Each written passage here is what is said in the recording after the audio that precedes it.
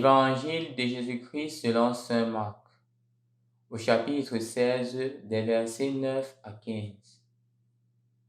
Ressuscité le matin, le premier jour de la semaine, Jésus apparut d'abord à Marie-Madeleine, de laquelle il avait expulsé 7 démons. Celle-ci partit annoncer la nouvelle à ceux qui, ayant vécu avec lui, s'affligeaient et pleuraient. Quand ils entendirent que Jésus était vivant et qu'elle avait vu, ils refusèrent de croire. Après cela, il se manifesta sous un autre aspect à 2 d'entre eux, qui étaient en chemin pour aller à la campagne. Ceux-ci revinrent l'annoncer aux autres, qui ne les crurent pas non plus. Enfin, il se manifesta aux 11 eux-mêmes, pendant qu'ils étaient à table. Il leur reprocha leur manque de foi et la dureté de leur cœur, parce qu'ils n'avaient pas cru ceux qu'il avait contemplés ressuscités. Puis il leur dit: Allez dans le monde entier, proclamez l'évangile à toute la création. Au nom du Père et du Fils et du Saint-Esprit. Amen. Loué soit Jésus-Christ et bonne fête de l'octave pascale. L'évangile de ce jour se conclut avec un mandat. Allez dans le monde entier. L'envoi en mission. L'effet de la résurrection ne doit pas nous laisser au même moment. On ne peut pas être des personnes ressuscitées avec le Christ et on reste dans la même situation. Non.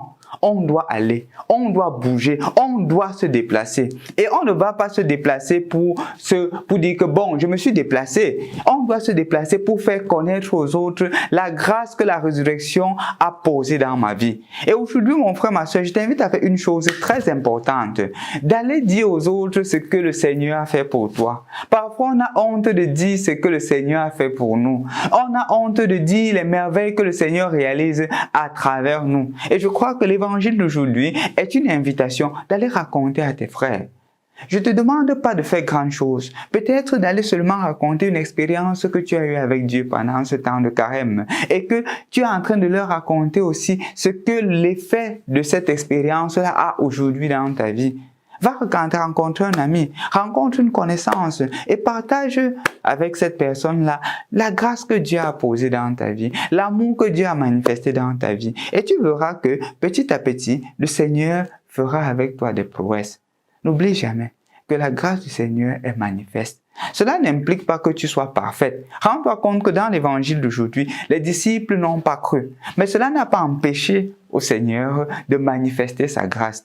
Cela n'a pas empêché au Seigneur de leur envoyer en mission. Parfois, tu as encore des doutes, parfois, tu as encore des difficultés. C'est pour dire que n'attends pas d'être parfait pour faire connaître Jésus, en fait. Parce que le danger, parfois, pour nous, chers frères et sœurs dans le Christ, nous disons que non, je suis trop pécheur, je ne peux pas faire ceci. Non, ce n'est pas pour moi. Non. Le Seigneur ne dit pas que ce n'est pas pour toi. Tu sais quand même qu'il a agi dans ta vie. Tu sais qu'il y a une grâce qu'il est en train de manifester dans ta vie. Va partager cette grâce-là. Ce n'est pas que tu dois être parfait, parce que si tu attends d'être parfait, tu ne le seras jamais. Parce que même ceux qui t'annoncent le Christ, ceux qui partagent l'amour du Christ, ne sont pas des personnes parfaites. Ce sont des personnes qui ont fait l'expérience de l'amour de Dieu et qui partagent. Je voudrais conclure avec l'histoire d'une dame qui arrive et rencontre un monsieur qui n'est pas chrétien et qui se met à dire que, ok, parce que justement la dame parlait de Jésus. Le monsieur dit à la dame que bon, ok, qui est Jésus? Tu l'as déjà vu? Elle dit que je ne l'ai pas encore vu. Tu as déjà parlé avec lui? Elle dit, non, je n'ai pas encore parlé avec lui. Il pose, tu sais lire? La femme dit, non, je ne sais pas lire. Et comment tu peux me parler de Jésus? Comment tu peux me parler de Jésus? Et c'est à la femme de dire à ce monsieur qui était intelligent que je suis conscient d'une chose, c'est que avant je calomniais les gens et maintenant je ne calomnie plus. Avant j'avais beaucoup de rancune dans mon cœur et maintenant j'ai pardonné.